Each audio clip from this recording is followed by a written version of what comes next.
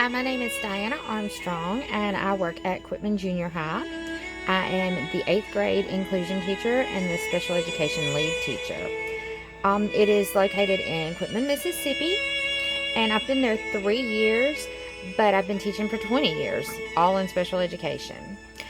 I started my career in education kind of in a non traditional way. I went in as a substitute on the request of the superintendent, who had been a teacher of mine many, many years ago. And he just called and said, I think I have the job for you. And I was like, I don't know, but I'll try it. And absolutely fell in love from day one. And so I went on to get my teaching degree and have been teaching ever since. If I could have another job, what would it be and why? Okay, so I would have never thought this 20 years ago, but I actually have just gone back to school because I would love to be a special education director or maybe work with the State Department in special education. I've just done it for so long now. I see that there's a need for somebody who is compassionate for our children, but at the same time knows how to follow the rules and talk to parents and communicate, because that's so important. So many of our parents don't even know what ruling their kids have, much less what it means. And I just think that there needs to be a unity in that, to help our kids grow and flourish, because they do struggle so much. And so that's definitely one of my ultimate goals.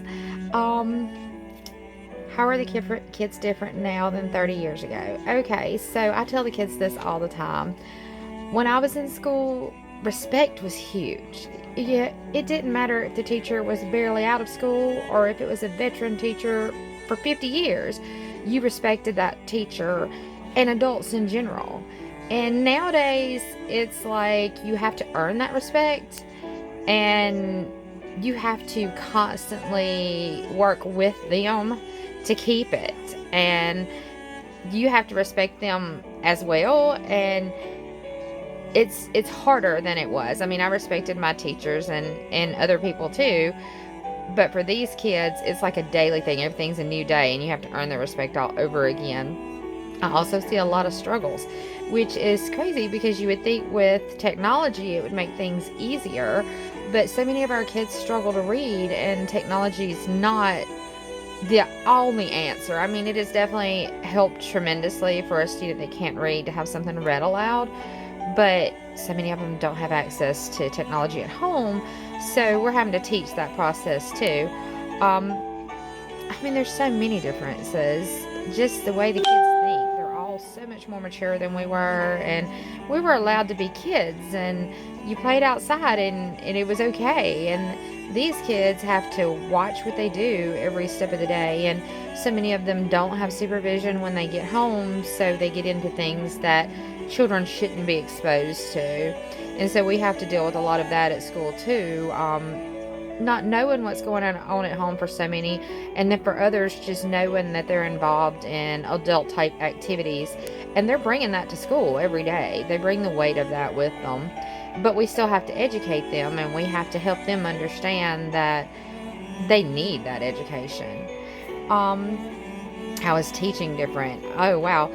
So I wasn't a teacher 30 years ago, but it's been 20 now, and I can say that I've taught some of these kids' parents, which is crazy, but it has changed because, like I said, technology has changed, the way they access information has changed, and just the whole personalities of the children. I mean, they're little adults and they think that way, so we have to really work harder now to make them understand how important it is to get an education. They think living the street life is great and that that's going to pay the bills forever, or they have very unrealistic goals of everybody wants to be an NBA star. Of course they do, but if you're not even playing basketball now, that's highly unlikely. So we have to teach them the skills that it's okay to dream, but your dreams have to be set in reality. And that's hard for a lot of them to get, and that's okay. It's wonderful that they have the imagination, that they can be anything they want to be. And so we have to foster that imagination, but at the same time teach the reality of the world. and help them to understand that you need a backup plan. It's definitely not just, oh, I can do this, so I'm going to do this.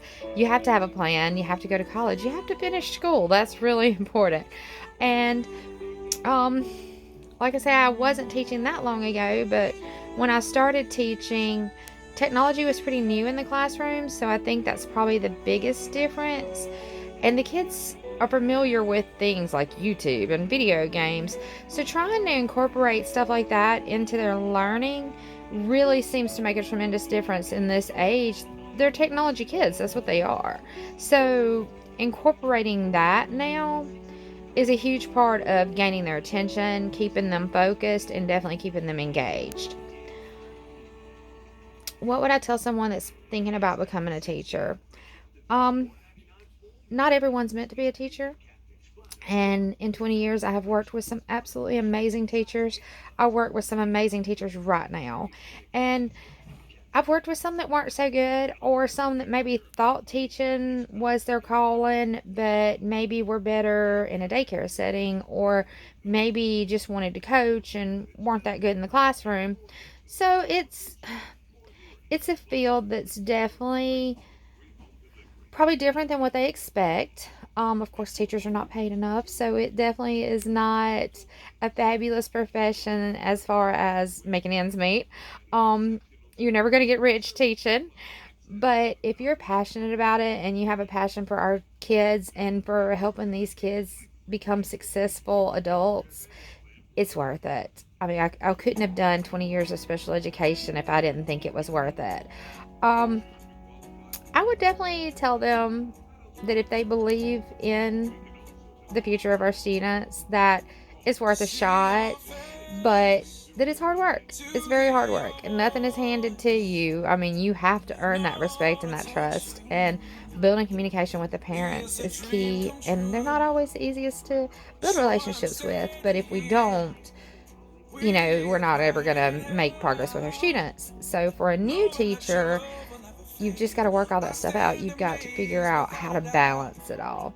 Can they? Absolutely. I mean, we were all new at one point in time, but I think getting a mentor that's done it for a while, especially in your subject area, that can help you with curriculum and planning and know something about the parents is a wonderful idea. But yes, I would definitely encourage them if they feel like that's their passion. What is one thing I would change to help kids learn better? Probably class size. I know that's been an initiative for a long time to get smaller class sizes, but if you have a class where there's 25 students and 10 of those students have an IEP and 4 of them are ELL students, and I mean, you just fill up a class with struggling learners, and you either have a class that's moving slower than the curriculum is telling you need to move, or you have a few students in there that are advanced and they're bored. So class size is still a little bit of a problem if you ask me. I just think to be absolutely successful, we need as small of class as we can possibly get, and we need to be able to mix those students more effectively, where there's higher performing students and lower performing students in the same classes. Because one thing I have seen that works tremendously with my special needs students is peer tutors. It's cool to work with your peer. It's not cool to work with the teacher. So when we're able to get a sized group that's workable like that, it definitely benefits the students. And it also gives those advanced students more opportunities to help. I mean, who knows? Some of them may be our future teachers, so we definitely want them to get that experience. And if not, it makes them a better human being. They're learning how to work with others. They're learning how to help somebody that needs help. And they're learning how to be leaders at the same time. I mean, they can't sit there and argue when they're supposed to be helping somebody. They have to help them. So it just, to me, makes a lot more rounded individual when we can have a smaller class and work more one-on-one and with peer tutors And of course, including the technology, because that's here to stay and the kids love it. So we just have to figure out how to do that effectively. And I think in a smaller class, it's easier because you can have one group working on something like computers and another group reading a passage out of a text and another group doing an activity. And that's so much easier to manage when it's a small group. So thank you so much for asking these questions and giving me a chance to answer them for you.